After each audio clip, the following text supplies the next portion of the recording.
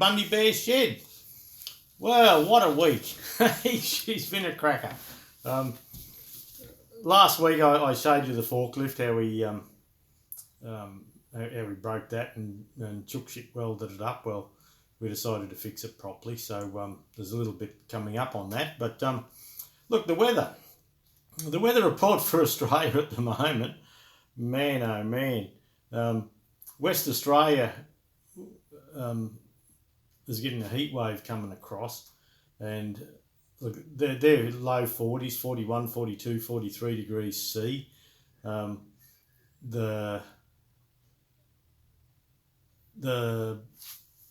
it's coming through, and I was just reading recently, or just last night, that Birdsville, which is still in Queensland only just, it's coming up for its 13th day, I think it is, above 45 degrees C, and I think Unadada is coming up to 15 or 16 days above 45 degrees C. So that's bloody hot.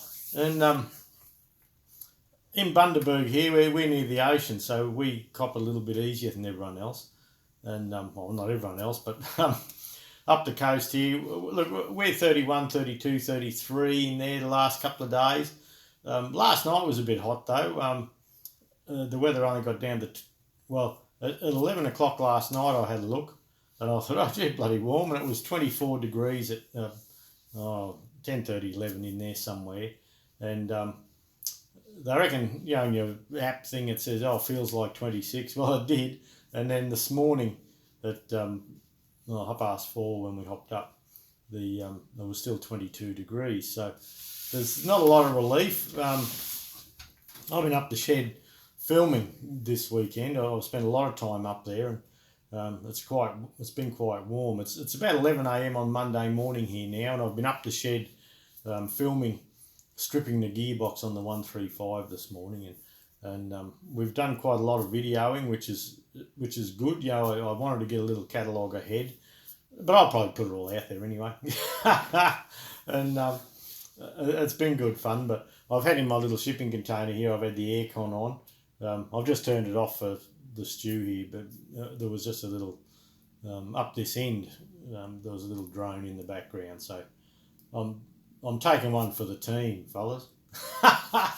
Doing it tough in the shipping container. I've made myself some notes for the stew, and the reason being, it's been a couple of weeks I've been trying to remember to tell you some things, and just off the cuff I've been forgetting, and but that's all right. You've got a bloody mind like a sieve, and in one ear out the other quite often with a lot of it. But yeah, I've got about a recollection of a goldfish, and they reckon that's about 5 seconds. Well, I reckon goldfish would bloody flog me some days. But look, I got contacted by a viewer, Roger Cripps, and he said to me that his farm in Tassie, his family farm, they used to run 135 Massey Ferguson tractors, and he had an operator's book. Would I like it? And I said, would I? He's the Pope Catholic. I would love it. And so he's posted that up from Tasmania. So for the 135, we have an original operator's book now that tells us where to have all the hydraulic levers, and look, it's just a good thing to have. I didn't have one, so that will be a help. It's a great book, you know, servicing and yeah, just your wheel settings and things like that. So look, that was a lovely gesture. Thanks, Roger. And Roger down in Tassie, he runs tasarcherysupplies.com.au, and he put a sticker in the book for me, and I thought, well, one good deed deserves another. There's an ad, so just go and buy all your archery gear from Roger from now on.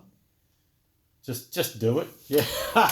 Well, look, I was really pleased, and look, thanks, Roger. Yeah, well, the website's www.tasarcherysupplies.com.au, and for those all around the world that are into it, I have no idea if he sends around the world. He may do or he may not, but look, it's worth a look anyway. I'm tickled pink with Roger. I'll probably put the sticker up on the board there so everyone can see it all the time.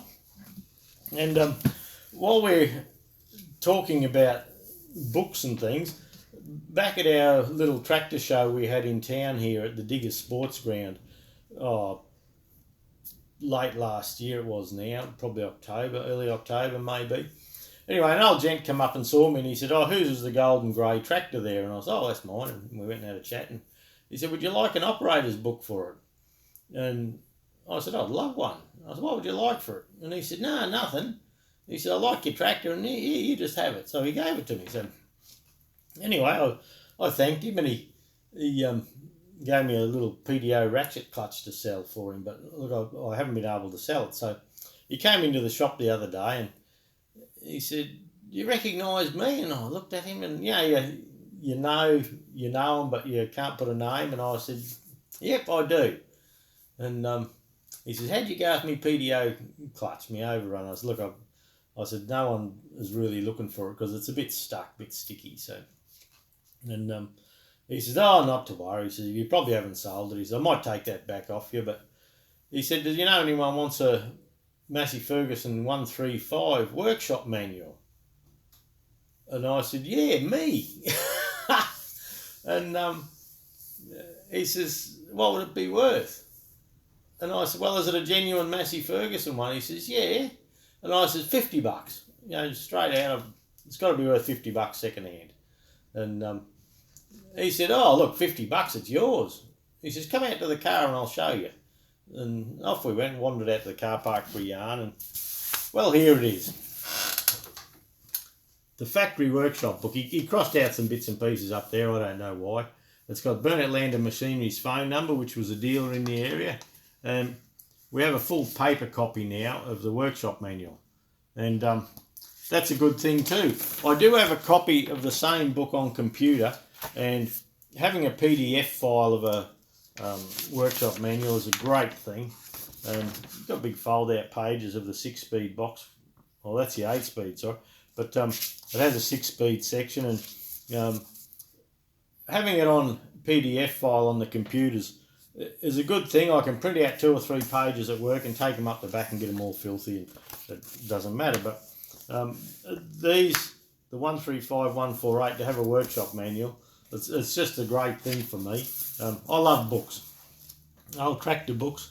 I can sit there bedside reading, and no Playboy in my bedroom, I tell you.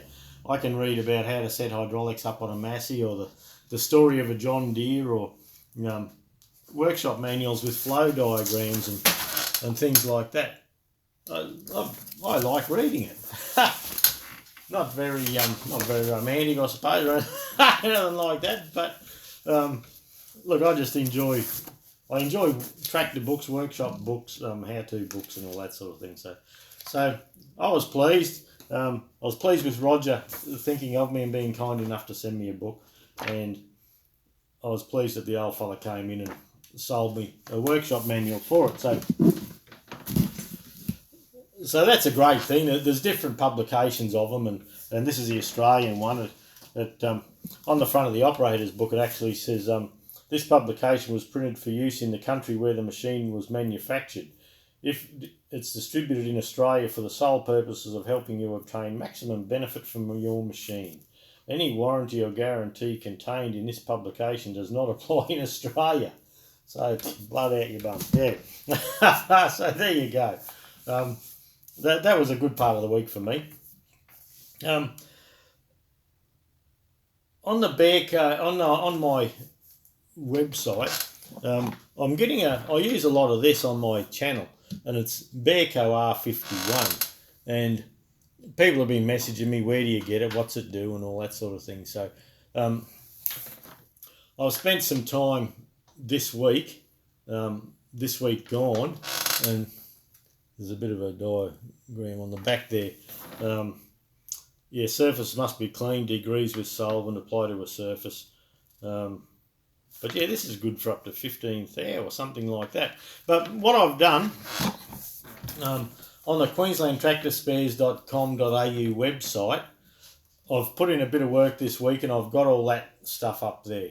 So I'll put a link to the section where all that is in the description of this video this week.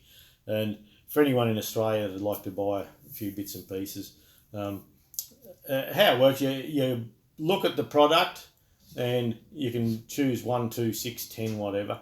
There's a flag full of around $8 for the Australian Post. It just doesn't get cheaper than that.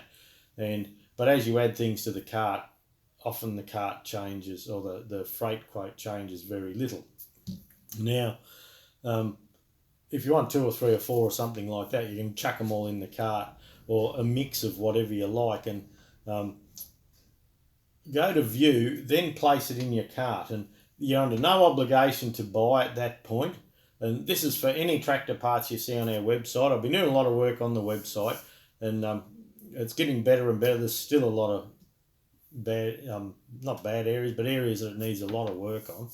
And I think a website, having a good website, the big companies, the AgriLines and Sparex and Quality Tractor Parts and things like that, they have a team of people to keep their website maintained, and I do that. Like that's my role in the business, and I keep all that going. So I get a bit behind times, and I get sidetracked when I have a new tractor to play with.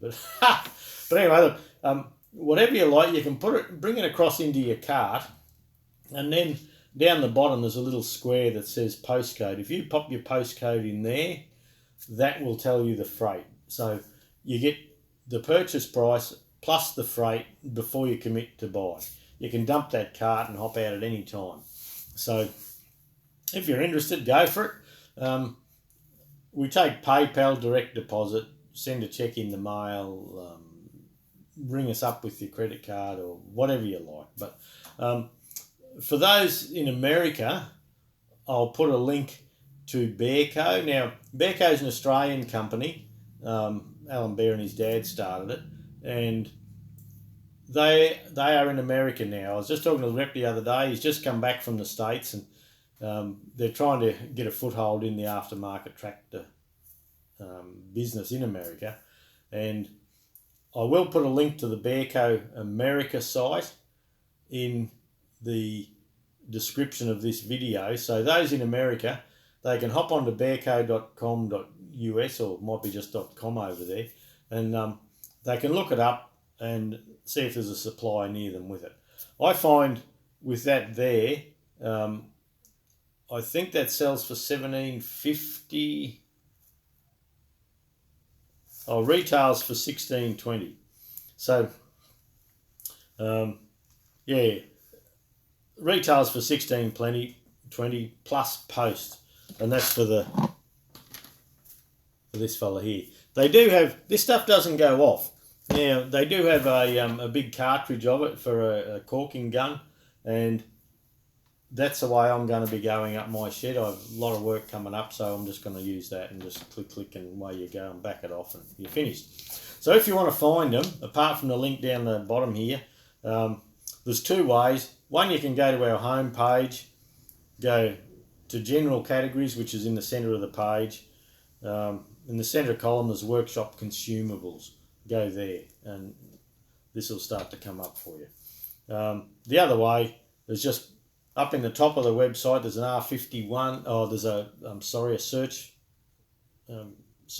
screen, just a little place, a panel, I suppose, and just put R51 in there, and that will take you to the page. So that's a good thing. The Massey 135 6-speed video on the steering box has just been done. The gearbox is next, which is what I've been doing today. And over the weekend, we've actually popped the hydraulic cover off and we've pulled the hydraulic pump out. I could have pulled the gearbox off the tractor first and then shown how to get the hydraulic pump out, but you don't do that in the field. When you have trouble with your hydraulic pump and you'd like to pull it out, you just pull the top off, the side covers off, the PDO out, and you pull it out. So that's how I did it, just to show people how it was done. So the pump's out. The pump's pretty ratchet, really. But anyway, whether we fix it or not, we don't know yet. But the Forklift Selector. Now, the Forklift Selector, last week I think I left you with it all welded up. I thought about it and I thought, well, look, I have time. I'd already loaded the water pod for watering the trees into the Colorado, into the ute, and so there was no urgency. So I thought, well, bugger it. So the nights of last week, I came out in the shed and I just got a bit of 1 inch thick, 6x1 flat, and I just gnawed away and first up I put it in the lathe and got into it. I took a bit of footage of the mill where I was just running down the side and drilling holes. Now, I had this brainwave where the lever was, where it had broken off. It broke through where the pin was, it seems. So I thought, well, we'll make it heavier and I'll put a clamping bolt in the top. I thought I had the room, but I must have had a brain fart. There wasn't room. By the time I left the meat there, I could just get the top on with the meat there and the screw in, but when you turned it, of course, the corner went up. And so I started gnawing away at the corner and fiddling around with that, and in the end I thought, bugger it. It just it just doesn't need it. So I didn't split it for the screw to clamp it together. I wanted to test everything first. So luckily the work wasn't all in vain. What I've done is I've put the one I made in the high-low. Now the high-low hardly gets used at all on the forklift. We just putt around in low range. We're never in a hurry here. You up the driveway, you put it in high, and she's a bit of a handful. She wobbles around and all that. So I've put the one I made in high and low. Then I've put the high-low one, which is as the factory wanted it. I've put a new shaft in there. I've put the fork at the back there for forward reverse, and put new seals on both shafts. Filled it with oil, and I've got the forky going. It's off and racing. So that was the nights last week and this week. So look, my notes have worked well. I think I'll have to do notes every week just so I don't forget things, because I do forget a lot of stuff. I think, I'll bring that, I'll chat about that in the stew, and I didn't finish the stew and I'm editing and I think, shit, I didn't do that. And anyway, sometimes it gets past a little bit and it's irrelevant after time. So anyway, look, thanks for watching. Thanks for sticking with us. Hopefully I've got a few tractor videos coming out this week for you. At the end of the stew here now, I'll just go on to the forklift job, a little bit of machining and a bit of fiddling, and just showing you how it works. So we'll catch you next week, eh? Well, we've come in probably halfway through making this this selector off the forklift, and this is the one off the other side. You can actually see a couple of grind marks here where someone got in and ground. But with all my chook pup on it the other day, I didn't really want to hop in and grind in the gearbox, so I've roughed out the main body here. But I just did this. It's a bit of inch by, I think it's 6 inch. Yeah, inch by 6 inch, 25 by 150, and I set it up in the 4-jaw chuck on the lathe, and I just roughed it out to size. Roughed it out a bit oversized, and then set it up in the mill here and bored the hole. But that was late the other night and I didn't want to get too involved, so we're coming in a bit late. So I've put an end mill that I bought off eBay. It's a number 3 Morse taper end mill, and I've put it up in the spindle here and tightened all that up. I've locked everything up here. I'll just lock up the main Z travel, and I've trued this up. I've run a dial gauge along this edge here to make sure it's true, because we're spinning it in a lathe. If this one's true, the back one's true. And where this is round up the top here, I've left a heap more meat here. And look, it's way bulkier. Like it will be coming straight down here, then sharper in, then room for the ball. But we still have to mill a flat along here to pop this in here, which is to pop the shaft locking pin in, which is just here. So we're going to put that back in. So we have to mill it down a little bit to take that. And what I'm going to do as well is, this isn't all that good a fit, I don't reckon, You know, it's quite sloppy, and like it just pushes, the shaft just pushes in and dicks around here like that. It's never a real good fit, and you know, for a selector I'd like to see it a bit better. It is relying on this, and you're not going to shear that 5/16 8mm pin off, I don't imagine, but at some stage in its life the other selector had broke the top out of here. So what the plan is to run a flat up each side, so we've got a nice flat surface to put the pin through. Then we'll do that on both sides. Then we'll put it up on its edge and we'll drill a hole straight through the middle here for the pin, but then we'll drill and put a countersunk Allen head screw in there. So once we get this on and the pin in, we can actually nip it up so it actually clamps on the outer of the shaft there, and that, look, that'll be fine. That'll be better than it was, I believe. And I've just zapped a bit of weld on it for the moment, but if I have time I'm going to fix it properly. So this is part of the fix. If I need it in the meantime, I'm just going to bang the top on the gearbox and go, but I'm hoping I have plenty of time. So we'll just, you may notice the air conditioner in the background. It's 30 something degrees C, and yeah, the air conditioner is not negotiable. It's staying on, bugger it. Okay, so we'll just go forward steady and we'll just see how we're travelling.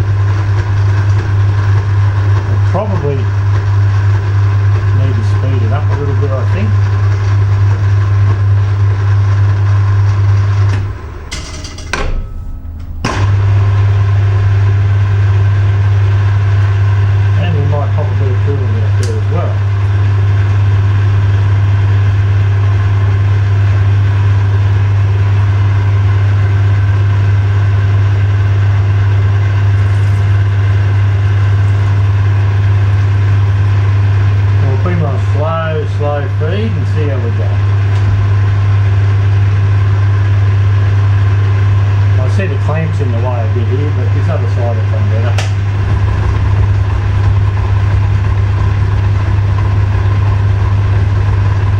Probably a little bit slow, but I don't know, I'm in no hurry. I'd just rather keep an eye on what I'm doing.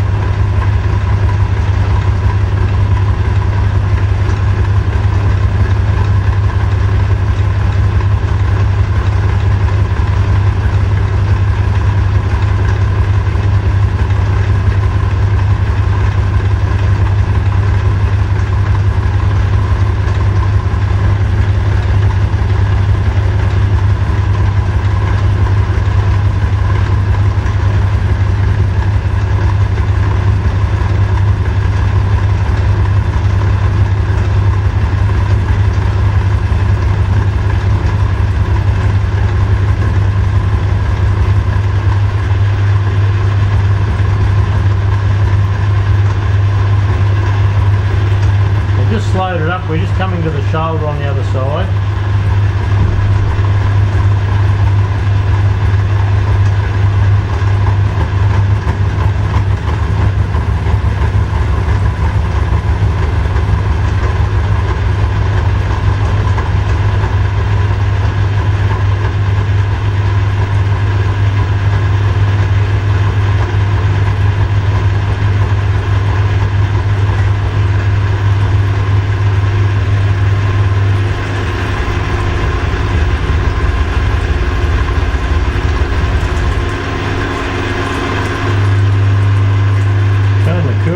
We've just flooded the whole show.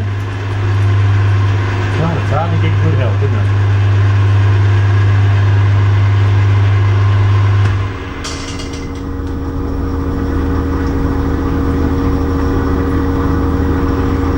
that's a pretty good flat there, but look, we'll just go in a little bit more.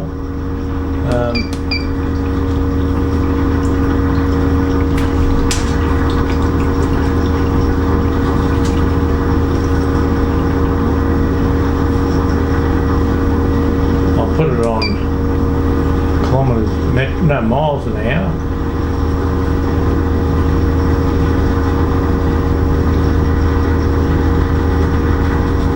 And that's 20 there, so we'll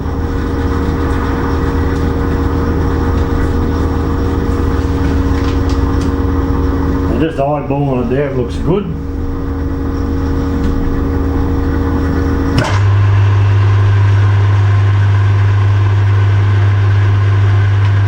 The coolant's draining away.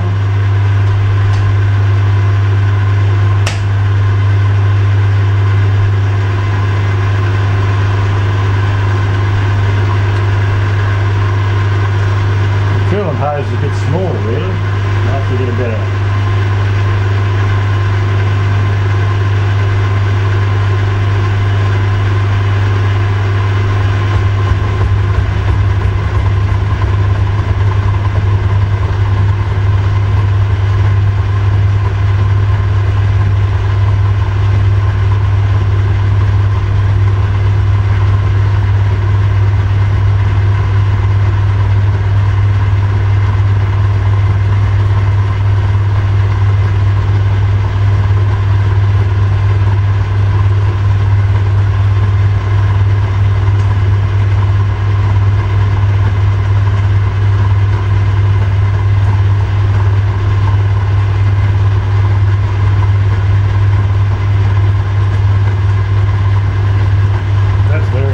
That's alright.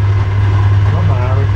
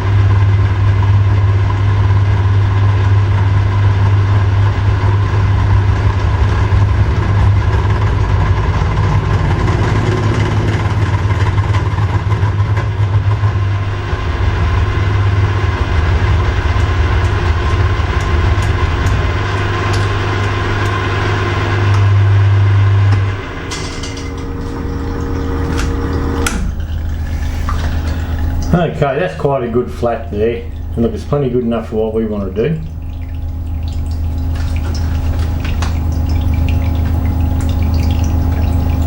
That'll give us a flat enough surface to bring a screw through and put the pin through. So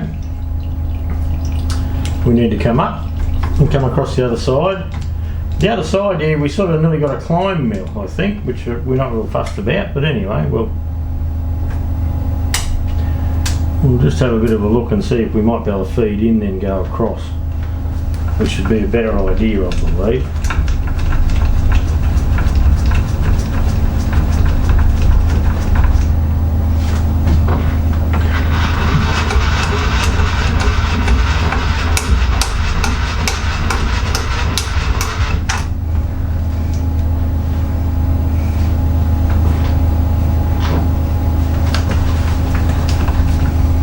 Drop him down a bit.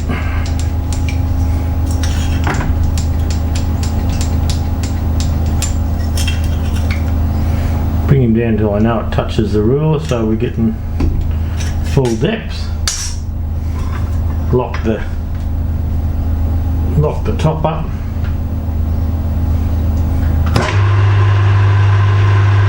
And just try and feed him in a bit and see what we got.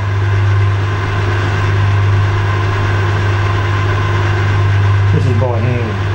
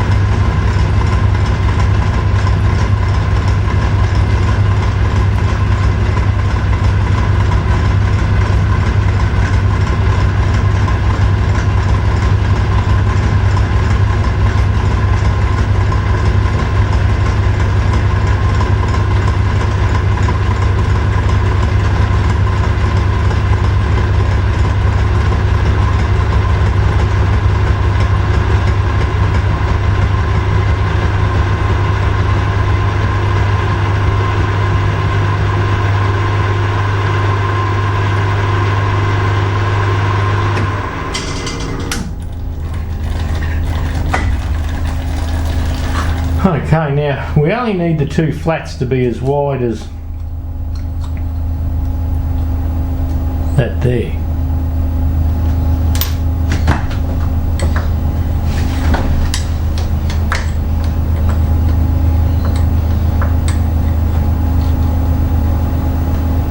We still have a little bit to go.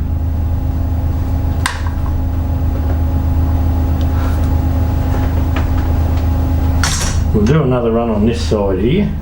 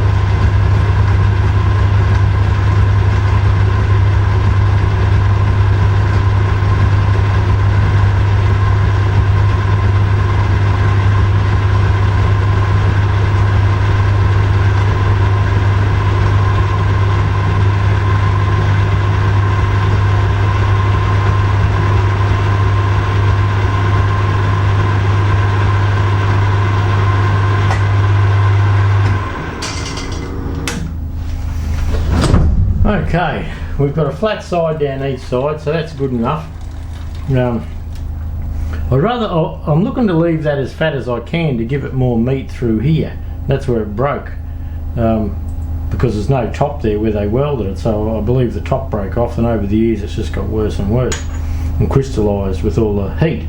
But so I thought about it, and I thought, well, there is an opportunity to leave it fat and then just countersink this head a little bit, so we just got enough room to put the pin in, and that gives us the maximum meat that we think we can get away with. So let's pop the head up out of the way